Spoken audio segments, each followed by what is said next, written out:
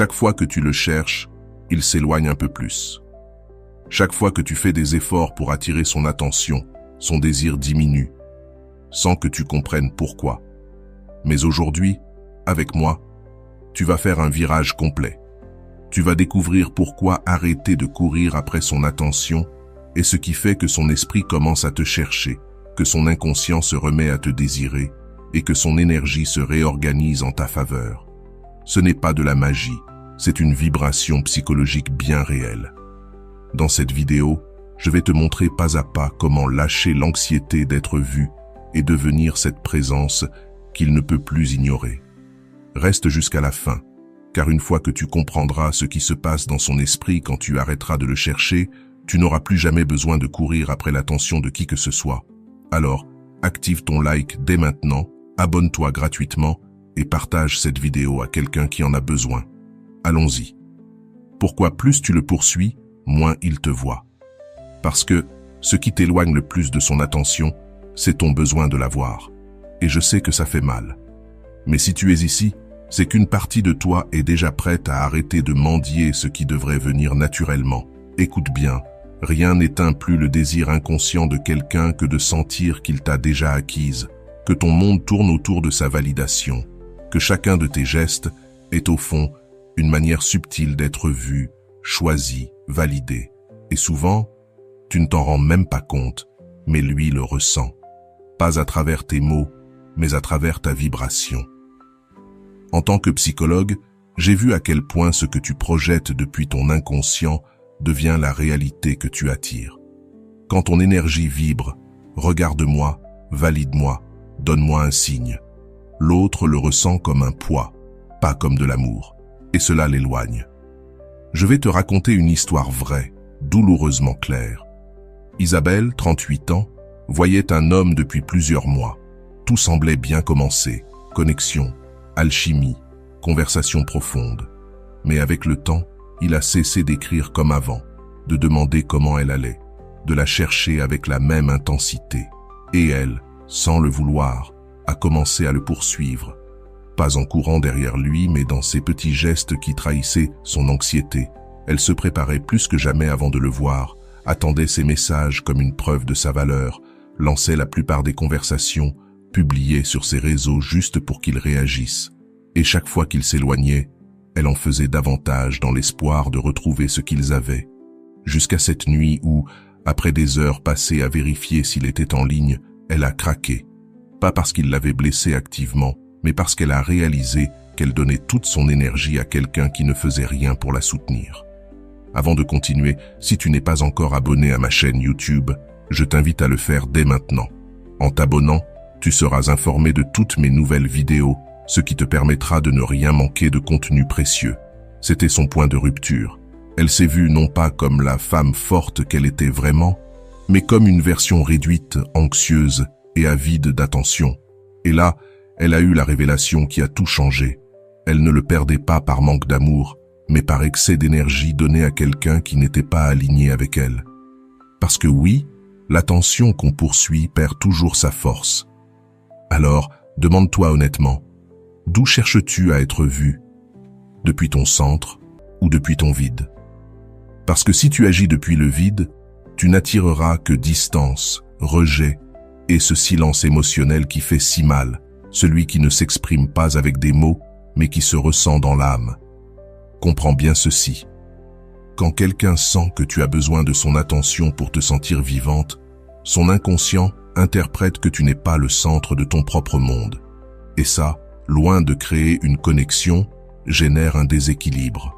Car nous voulons tous être auprès de ceux qui sont déjà complets, pas auprès de ceux qui ont besoin d'être choisis pour se valider. Ton énergie ne s'étend pas quand elle poursuit, elle se contracte. Et dans cette contraction, tu éteins toi-même ton éclat. Tu peux continuer à publier pour qu'il réagisse, à écrire la première, à lancer des sous-entendus, mais tout ce que tu feras, c'est éloigner encore plus son énergie. Parce que l'inconscient humain ne répond pas à l'insistance, il répond au mystère. Alors, comment savoir si tu poursuis son attention sans t'en rendre compte? Si ton humeur change selon qu'il t'écrit ou non? si tu fais des choses non pas par envie, mais pour qu'il te remarque. Si tu vérifies constamment s'il a vu tes stories ou tes statuts, si tu es plus concentré sur ce qu'il fait que sur ce que tu ressens. Si après lui avoir parlé, tu te sens plus vide qu'avant. Si tu t'es reconnu dans ces points, ne te juge pas. Regarde cela avec amour. Car toutes, à un moment, nous avons confondu amour et auto-abandon. Mais à partir d'aujourd'hui, cela peut changer. Comment? En brisant le schéma du « je donne toujours plus ». Ce jour viendra où tu seras fatigué, non pas de lui, mais de toi. De cette version de toi qui donne toujours en premier, qui cherche toujours en premier, qui porte le lien comme si aimer signifiait tout supporter seul. Ce jour-là, même s'il fait mal, ce sera le début de ta libération. Ce n'est pas un hasard si tu donnes toujours plus. C'est un schéma, un modèle, appris en silence, une façon invisible de demander de l'amour. Mais cela se brise, non pas dans la colère, mais dans l'éveil. J'ai vu que derrière ce comportement se cache souvent un archétype inconscient, celui du sauveur, celui qui croit que, s'il donne assez, un jour, l'autre restera. Matteo, 36 ans, en est un exemple. Homme généreux, attentif, toujours investi. Et pourtant, ses relations finissaient par s'éteindre. Ses partenaires le prenaient pour acquis, puis partaient. Jusqu'à ce qu'un thérapeute lui dise une phrase qui l'a bouleversé. « Donner plus que ce que tu reçois, ce n'est pas de la générosité, c'est de la peur. » Et il a compris. Il ne donnait pas par amour, mais par anxiété. Et plus on donne dans l'angoisse, plus on se vide. Et quand tu es vide, tu deviens invisible. Parce que tu n'aimais plus de l'amour, tu aimais du besoin. Voilà la clé.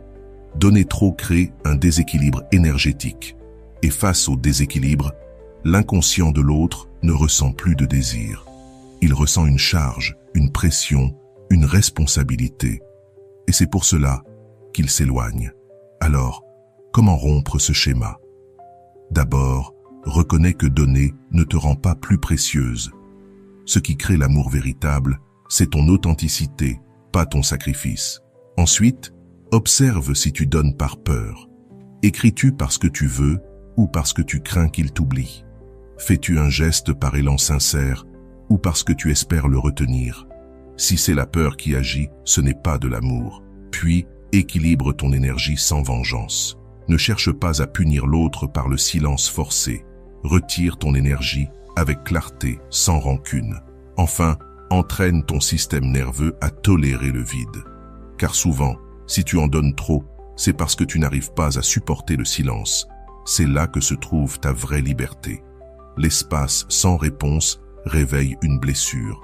Mais si tu apprends à rester avec toi-même, à ne pas combler ce vide immédiatement, tu deviens plus fort que le schéma répétitif. Et voici la clé. Reviens à toi avant de revenir vers lui. Avant de te demander ce dont l'autre a besoin, demande-toi ce dont toi tu as besoin.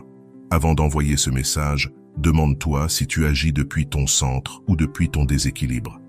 Parce que lorsque tu récupères l'énergie que tu donnais à l'autre, ton champ intérieur s'aligne. Et c'est alors que lui commence à ressentir ton absence, à chercher ton attention, mais cette fois, non plus depuis le contrôle, mais depuis l'attraction réelle. Comme je l'ai écrit dans mes livres, le privilège d'une vie est de devenir réellement qui tu es. Et tu n'es pas quelqu'un qui mendie l'amour, tu es quelqu'un qui, en se souvenant de sa valeur, change la dynamique entière. Dans un instant, je vais t'enseigner ce qu'est l'énergie de la retraite stratégique. Elle n'est pas une punition ni une fuite, mais une vibration qui éveille son désir de te voir, juste au moment où tu n'attends plus d'être vu. Prépare-toi, car c'est exactement à ce moment que son esprit commence à te chercher, même si son ego refuse de l'accepter. La retraite stratégique, c'est quand ton absence active son inconscient. Avant de continuer, si ce message fait déjà résonner quelque chose en toi, abonne-toi et mets un like dès maintenant. Cela permet à YouTube de recommander ce contenu et de le partager avec plus de personnes. Merci infiniment. Il se passe quelque chose dans l'inconscient d'une personne quand son esprit ressent ta présence constamment. Puis soudain, cesse de la ressentir. Ce n'est pas quelque chose qu'il comprenne, ni qu'il puisse expliquer, ni même admettre, mais cela se produit. Et cela s'appelle la dissonance énergétique. Au fil de mes années de pratique, j'ai compris ceci. Ce qui ne se fait pas conscient continue de diriger ta vie depuis l'ombre. Quand quelqu'un s'habitue à ce que tu sois toujours là, écrivant, validant, donnant son inconscient, cesse de réagir avec émotion. Il réagit avec indifférence car il perçoit ton énergie comme acquise et non comme précieuse. Mais le jour où tu retires ta présence, non pas avec colère ni comme une punition, mais depuis ton centre, alors son système émotionnel profond s'active. Son esprit se met à se demander « Que s'est-il passé? Pourquoi n'est-elle plus là? Est-ce que je l'ai perdue ?»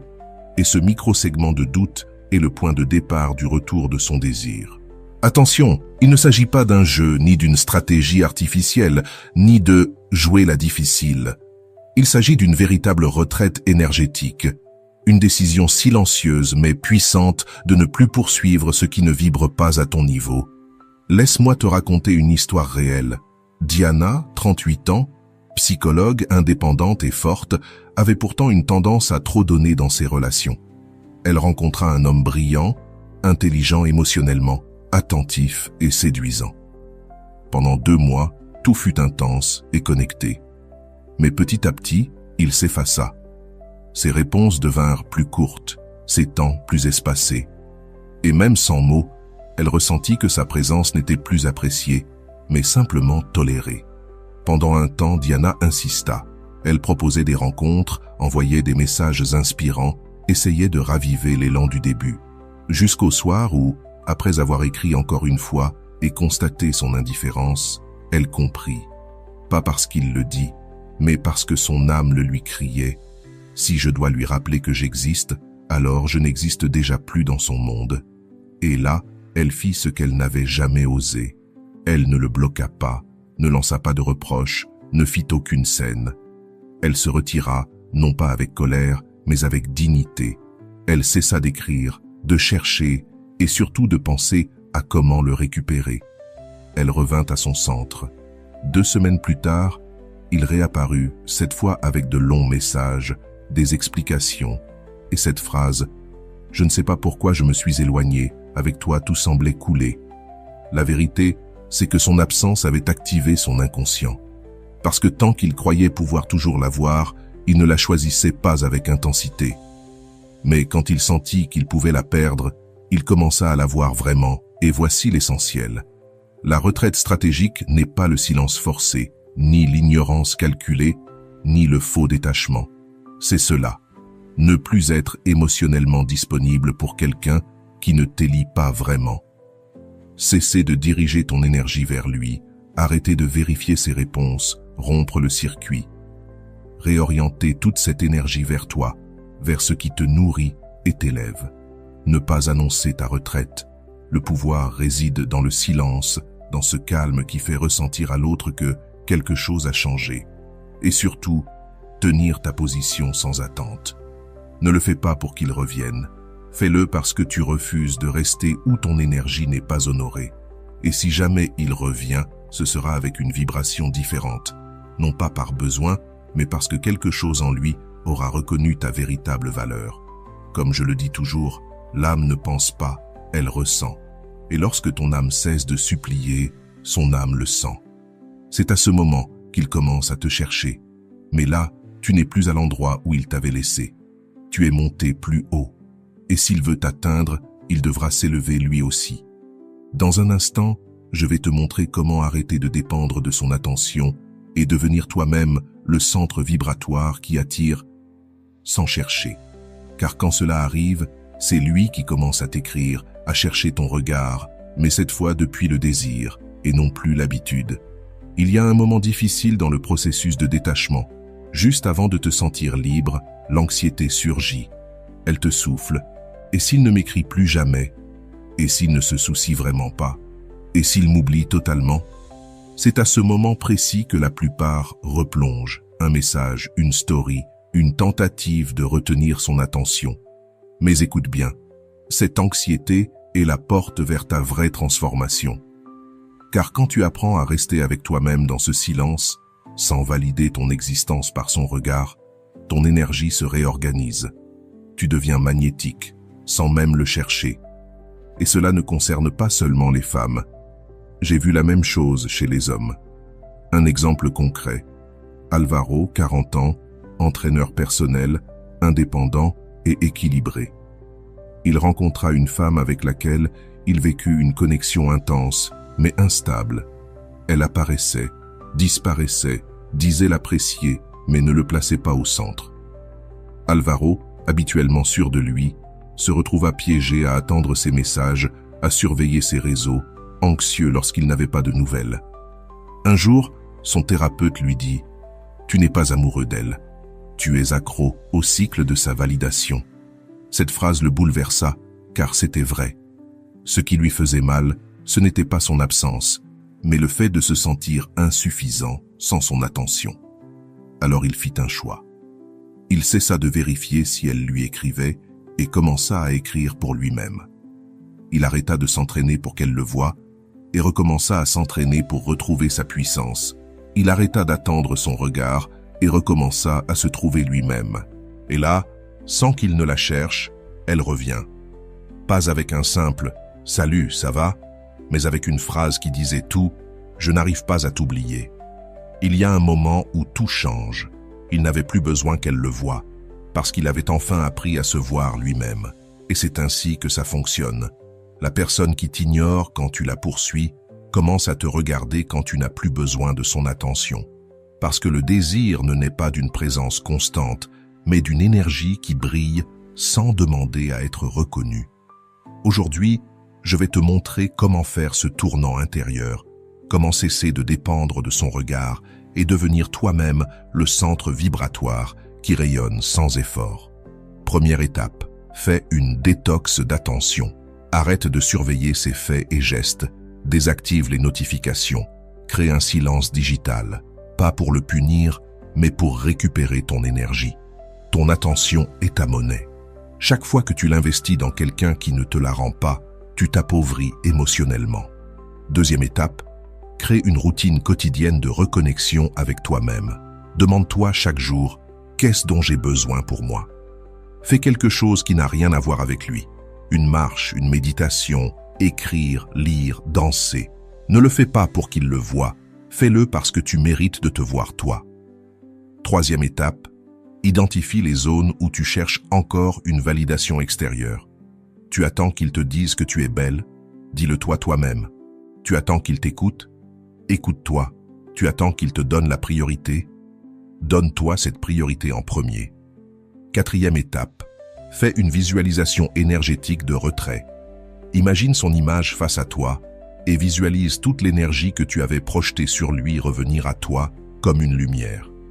Dis-toi intérieurement, je n'ai plus besoin que tu me regardes, car j'ai appris à me regarder. Cinquième étape, maintiens ta vibration sans attente. Ne le fais pas pour qu'il revienne, ni pour qu'il t'écrive. Fais-le parce que tu ne veux plus te donner en morceaux à quelqu'un qui ne sait pas te recevoir en entier. Car tant que tu ne rends pas conscient ce que tu projettes, tu continueras à appeler destin ce que tu refuses de voir. Mais maintenant, tu l'as vu. Tu n'as pas besoin de son attention. Quand ton énergie cesse de tourner autour de l'autre, la dynamique s'inverse. C'est là qu'il commence à te chercher, à penser à toi, à ressentir ton absence comme un vide que seul toi pouvais combler. Et il existe un moment précis où son désir change de direction. Ce moment n'est pas annoncé, il est subtil, mais puissant. C'est le jour où, pour la première fois, il se demande « Où est-elle ? Pourquoi n'est-elle plus là comme avant ?» Ce vide se transforme en inconfort, puis en manque. Ce silence devient plus bruyant que toutes tes tentatives d'être remarqué. J'ai vu cela dans mes consultations. Quand tu cesses d'être présente comme avant, ton absence devient son ombre émotionnelle. Elle l'inquiète, le confronte, le perturbe. Et cet inconfort, ce « je ne sais pas pourquoi elle me manque », est le début de son désir de reconnexion. Laisse-moi te raconter l'histoire de Carla, 29 ans. Pendant 6 mois, elle vivait un presque quelque chose. Lui, charmant, drôle, magnétique, mais insaisissable. Il ne s'engageait jamais, ne clarifiait rien. mais ne s'éloignez pas non plus. Carla portait tout, les messages, les attentions, la disponibilité, jusqu'au jour où, en pleine soirée avec des amis, elle ressentit dans son corps une évidence. Je n'aime plus ça. Je ne veux plus me sentir ainsi. Le lendemain, pour la première fois, elle ne lui écrivit pas. Elle ne réagit pas à ses stories, ne s'inquiéta pas de son silence. 2 jours passèrent, puis 3. Le 4e jour, il écrivit. « Ça va? Tu es bizarre. » Mais Carla le savait. Quelque chose avait changé. Ce n'était pas une stratégie. C'était une vibration différente. Et lui l'avait senti. Parce que lorsque tu lâches vraiment, quand ta fréquence change, l'autre le perçoit. Son corps le ressent. Son esprit le nie. Mais son âme le cherche. Et ce moment de bascule n'arrive que lorsque tu ne l'attends plus. Quand ta paix ne dépend plus de son retour. Quand ton quotidien ne tourne plus autour de ses messages. Quand tu n'as plus besoin qu'il confirme ton importance, parce que tu l'as déjà confirmé toi-même. Comment reconnaître que tu es arrivé à ce point? D'abord, quand tu n'as plus envie de chercher, pas par jeu, mais parce que tu n'as plus besoin de prouver quoi que ce soit. Ensuite, quand tu peux rester en silence sans anxiété, en utilisant cet espace pour t'étendre. Quand ces messages ne t'agitent plus, que tu n'attends pas frénétiquement une notification et que, si elle arrive, tu réponds depuis ta clarté et non depuis ton vide. Quand tu découvres que ta vie t'intéresse plus que la sienne, que ton énergie t'est revenue. Et enfin, quand sans rien faire, il commence à réapparaître. Une excuse, une histoire, un message, un regard. Pas parce que tu as agi, mais parce que tu as cessé d'agir. Voilà la vérité. Ce n'est pas quand tu le cherches qu'il commence à penser à toi. C'est quand tu cesses de le chercher. Ce n'est pas quand tu es disponible pour tout. C'est quand tu t'élis toi-même que son désir s'active. Parce que l'attention poursuivie devient carence, tandis que l'attention retirée avec dignité devient mystère. Et l'inconscient ne résiste jamais au mystère. Quand tu arrêtes de mendier pour être vu, quand tu cesses d'insister pour être validé, quand tu abandonnes ce rôle où tu donnais tout sans réciprocité, tu ne changes pas seulement la dynamique, tu changes ton énergie. Alors, écris en commentaire. Je ne quémande plus d'attention, je la crée. Ce sera ton saut, ta nouvelle vibration. Car à partir d'aujourd'hui, tu ne seras plus celle qui attend d'être remarquée, mais celle qui devient présence suffisante. Tu attireras sans demander. Tu seras inoubliable précisément parce que tu n'as plus besoin d'être rappelé. Si ce message a résonné dans ton âme, c'est le moment de passer au prochain niveau. Abonne-toi pour continuer à élever ton énergie avec chaque nouvelle vidéo. Offre un like pour que ce contenu puisse toucher d'autres personnes. Et surtout, partage cette vidéo à quelqu'un qui a besoin de lâcher prise pour guérir. Ton voyage de transformation a déjà commencé. Et ici, à l'écran, je te laisse la prochaine étape. Clique et continue à approfondir, car ton âme mérite d'aller jusqu'au bout.